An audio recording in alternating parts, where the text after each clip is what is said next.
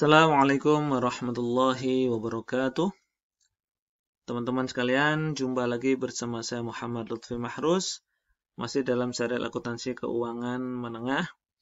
Kali ini kita akan bahas mengenai laporan posisi keuangan, atau kalau bahasa Inggrisnya Statement of Financial Position. Kalau dulu kita mengenalnya dengan istilah balance sheet atau neraca, ya sama. Nah, kita tahu bahwa laporan posisi keuangan atau neraca itu merupakan salah satu jenis laporan keuangan yang menyajikan informasi terkait dengan aset, liabilitas, dan ekuitas suatu entitas untuk tanggal tertentu.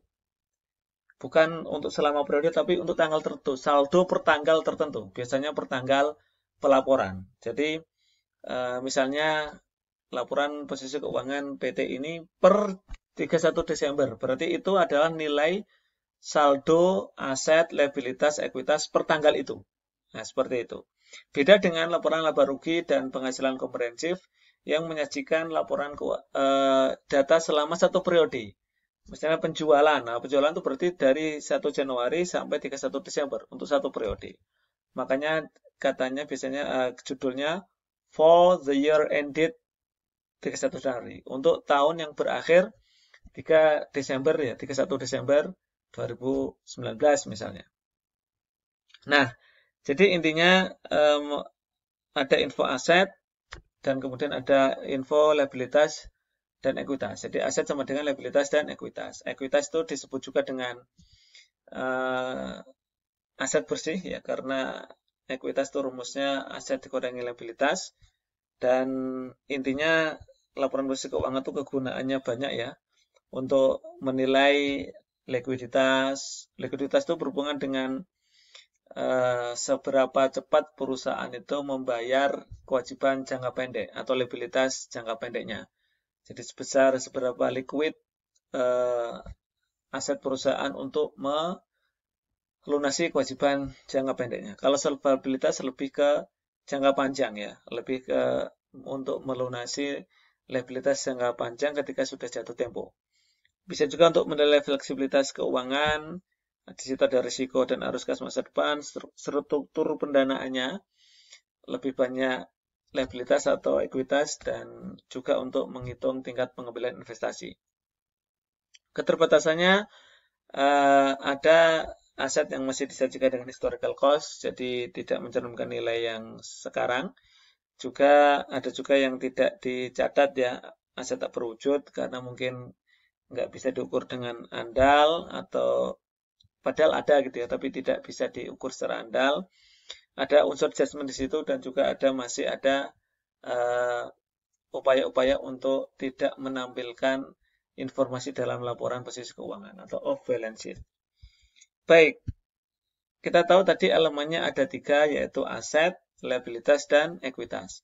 Berdasarkan kerangka konseptual pelaporan keuangan yang baru, aset itu adalah sumber daya ekonomik yang dikendalikan oleh entitas sebagai akibat peristiwa masa lalu. Jadi sumber daya ekonomik itu adalah hak yang memiliki potensi menghasilkan manfaat ekonomik. Ini ada perbedaan dengan definisi yang sebelumnya ya. Jadi kata kuncinya sumber daya ekonomik yang dikendalikan oleh entitas sebagai akibat peristiwa masa lalu. Jadi ada potensi untuk menghasilkan manfaat itu ya, ekonomik di masa depan, itu aset. Kalau liabilitas itu adalah kewajiban kini yang saat ini ada, yang dimiliki oleh entitas untuk mengalihkan sumber daya ekonomik, mengalihkan aset sebagai akibat peristiwa masa lalu. Itu kalau liabilitas. Kalau ekuitas itu kepentingan sisa, yaitu kepentingan residual dalam aset entitas setelah dikurangi seluruh liabilitasnya. Jadi ekuitas itu hanya pemilik modal ya, atau investor gitu. Jadi setelah bagiannya kreditor, misalnya kan dalam hal likuidasi atau pembubaran perusahaan, maka perusahaan itu pertama harus melunasi untuk kreditur dulu, jadi dibayar dulu utang-utangnya. Setelah itu baru sisanya dibagi ke investor atau pemilik modal. Nah, sekarang kita mulai ke definisi masing-masing elemen tadi. Pertama adalah aset. Aset kita tahu ada diklasifikasikan menjadi aset lancar dan tidak lancar, current asset dan non-current asset. Nah, apa itu current asset? Current asset itu yang memenuhi salah satu dari 4 kriteria. Aset lancar maksudnya. Apa itu aset lancar? Jadi kita tahu bahwa aset itu dibagi 2 kategori klasifikasi, yaitu aset lancar dan aset tidak lancar. Di PSAK 1 itu yang diberikan kriteria adalah aset lancar, yaitu yang memenuhi salah satu dari 4 kriteria. Pertama, aset itu diharapkan dapat direalisasikan atau terjual atau digunakan dalam siklus operasi normal. Jadi siklus operasi normal itu adalah siklus ya, misalnya perusahaan dagang mulai dari dia pegang duit, awalnya pegang duit, beli barang dagangan, beli inventory, kemudian dijual, ada sales, kemudian balik kas lagi. Kalau dijual kredit berarti termasuk nanti ditagih, dapat kas lagi, digunakan lagi ya. Jadi muter lagi satu siklus itu. Itu siklus operasi normal. Yang kedua, aset yang dimiliki dengan tujuan untuk diperdagangkan. Saham diperdagangkan atau investasi trading itu juga masuk aset lancar. Atau aset yang diharapkan akan terrealisasi dalam jangka waktu 12 bulan setelah periode pelaporan. Jatuh temponya misalnya sekarang 31 Desember 2019, berarti yang akan jatuh tempo selama 2020 itu masuk ke aset lancar. Atau yang keempat, berupa kas atau setara kas, kecuali yang dibatasi pertukaran atau penggunaannya, untuk menyelesaikan liabilitas sekurang-kurangnya 12 bulan setelah periode pelaporan. Jadi kalau kas atau setara kas digunakan untuk menyelesaikan kewajiban jangka pendek atau liabilitas jangka pendek, sekurang-kurangnya 12 bulan setelah periode pelaporan itu masuk aset lancar. Jadi misalnya sama teman-teman nyimpan kas itu ya, dibatasi penggunaannya, tapi pembatasan ini untuk membayar liabilitas jangka pendek, maka uang tersebut bisa diklasifikasikan sebagai aset lancar. Nah, secara garis besar, Dikiso membagi aset lancar itu pertama cash and cash equivalent. Ini kelompok ya, ini pos dari aset lancar, ada cash dan cash equivalent. Kas dan setara kas. Nah, kalau kita tahu bahwa yang namanya apa istilahnya kas setara kas itu adalah surat berharga yang jatuh temponya itu kurang dari 3 bulan ya gitu, kurang dari 3 bulan. Itu masuk kas, masuk setara kas. Terus itu disesuai dengan nilai wajarnya ya, dinilai. Kemudian short term investment, jadi investasi jangka pendek. Di situ di dalamnya masuk investasi trading, masuk di situ, atau surat berharga yang jatuh temponya antara 3 bulan ke atas ya, misalnya 4 bulan sampai 12 bulan. Kemudian inventory, receivable, yang ketiga receivable piutang. Ini piutang yang jangka pendek ya, tentu saja yang akan direalisasikan dalam kurang lebih 12 bulan ya, 12 bulan kurang. Terus inventory persediaan dan prepaid expense. Beban dibayar di muka itu kita catat sebagai aset.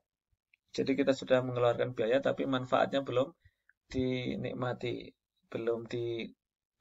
oleh perusahaan. Jadi itu prepaid expense. Itu aset lancar. Ada 5 pos besar. Aset tidak lancar secara garis besar Kiso membaginya menjadi 4. Pertama, investasi jangka panjang. Yang kedua, aset tetap. Yang ketiga adalah aset tidak berwujud. Yang keempat, aset lain yang bersifat tidak lancar atau aset tidak lancar lainnya. Nah, investasi jangka panjang, contohnya investasi saham atau obligasi yang bukan untuk trading atau jatuh temponya kurang atau lebih dari 12 bulan. Ya. Misalnya investasi saham non-trading atau investasi pada perusahaan misalnya asosiasi gitu ya, yang kepemilikannya 50% ke bawah, bukan konsolidasi misalnya. Atau kita investasi surat utang yang nanti jatuh temponya lebih dari 12 bulan. Yang kedua itu masuk investasi jangka panjang. Atau investasi dalam aset berwujud yang tidak digunakan untuk operasional. Misalnya beli tanah untuk spekulasi atau untuk disewakan. Nah itu masuk properti investasi, bukan aset tetap. Tapi masuk investasi ya. Misalnya beli tanah tapi sewaktu-waktu nanti mau dijual kalau harganya naik misalnya ya. Nah, spekulasi kan, itu berarti nanti bisa masuk ke investasi jangka panjang. Atau sinking fund. Jadi misalnya bond sinking fund ya, jadi perusahaan itu untuk membayar obligasi yang jatuh temponya masih lama, perusahaan sedang mulai mencadangkan atau menyisihkan dana dalam suatu fund, dalam suatu istilahnya dana gitu, dana khusus. Dana khusus ini dikelola ya, diinvestasikan. Nanti hasilnya atau saat jatuh tempo bond itu bisa digunakan untuk membayar. Nah, itu masuk investasi jangka panjang. Bond sinking fund misalnya. Atau yang keempat, misalnya investasi dalam perusahaan anak non-konsolidasi dan perusahaan asosiasi. Tadi yang sudah saya sebutkan. Jadi ini beli saham, investasi saham tapi kepemilikan 30%. Nggak sampai 50%. Kalau 50% ke atas kan pakai metode konsolidasi. Ini nggak konsolidasi. Jadi equity method ya. Jadi lebih dari 20% ya. 20% sampai 50%. Nah itu masuk ke investasi jangka panjang. Yang kedua, jenis aset tidak lancar adalah aset tetap. Di situ ada tanah, gedung, peralatan ya, atau PPE, nama lainnya PPE, property plant dan equipment. Yang ketiga, aset tidak berwujud, intangible asset, itu juga masuk aset tidak lancar. Ada goodwill, trademark, copyright. Kemudian aset lain yang bersifat tidak lancar. Contohnya piutang jangka panjang, biaya dibayar di muka jangka panjang. Jadi prepaid, expand itu bisa. Ya kalau masih jatuh temponya itu masih misalnya 3 tahun berarti atau 4 tahun. 4 tahun itu berarti kan ada yang setahun akan kita nikmati tahun depan ya. Yang 3 tahunnya itu bisa masuk ke yang tidak lancar itu namanya apa istilahnya masuk aset tidak lancar lainnya. Jadi prepaid yang jangka panjang gitu ya. Atau aset tetap yang akan dijual. Jadi kita punya istilahnya apa? Equipment atau punya kendaraan aset tetap yang sudah mau dijual. Awalnya digunakan untuk operasional tapi mau dijual. Nah itu dikeluarkan dari aset tetap masuk ke aset tidak lancar lainnya yaitu held for sale. Jadi aset yang tersedia untuk dijual. Jadi aset tetap yang awalnya digunakan untuk operasional kemudian direklasifikasi masuk aset tidak lancar lainnya karena mau dijual. Atau kas yang dibatasi penggunaannya yang sifatnya jangka panjang untuk liabilitas jangka panjang.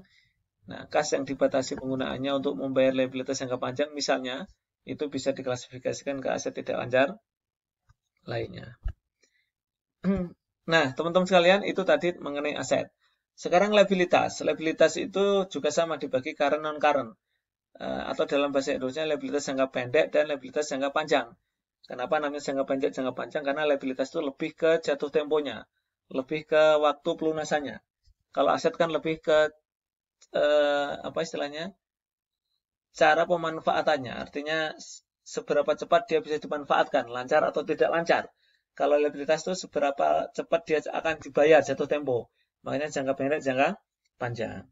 Nah, untuk liabilitas jangka pendek ada 4 kriteria juga dalam PSK 1.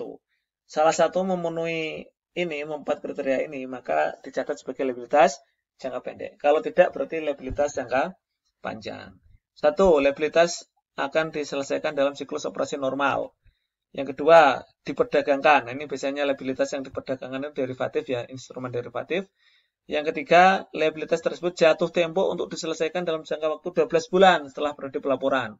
Jadi jatuh temponya dalam 1 tahun ke depan. Gitu ya. Yang keempat adalah entitas tidak memiliki hak tanpa syarat untuk menunda penyelesaian liabilitas selama sekurang-kurangnya 12 bulan setelah periode pelaporan. Jadi hak tanpa syarat itu artinya kalau misalnya liabilitas ini jatuh temponya 5 bulan ke depan, nah si entitas tidak memiliki hak tanpa syarat, artinya dia harus persetujuan dengan kreditur. Kecuali kalau dia bilang ya, aku pinjam berapa? 5 bulan. Tapi terus kemudian ada klausul, terserah kamu kalau mau memperpanjang silahkan. Berarti tanpa syarat kan, nggak usah persetujuan kreditur, otomatis bisa langsung memperpanjang tanpa syarat gitu ya. Nah, kalau ada hak tanpa syarat, itu berarti masuk liabilitas jangka panjang. Tapi kalau tidak memiliki hak tanpa syarat, berarti kalau sudah jatuh tempo ya, dalam jangka waktu 12 bulan harus dibayar. Itu masuk liabilitas jangka pendek. Nah, itu 4 kriteria itu, jika memenuhi salah satunya berarti masuk liabilitas jangka pendek, jika tidak berarti masuk liabilitas jangka panjang. Demikian teman-teman pembahasan mengenai laporan posisi keuangan, kita sampai ke liabilitas. Insya Allah kita akan sambung pada pembahasan berikutnya. Terima kasih, tetap semangat, mohon maaf. Assalamualaikum warahmatullahi wabarakatuh.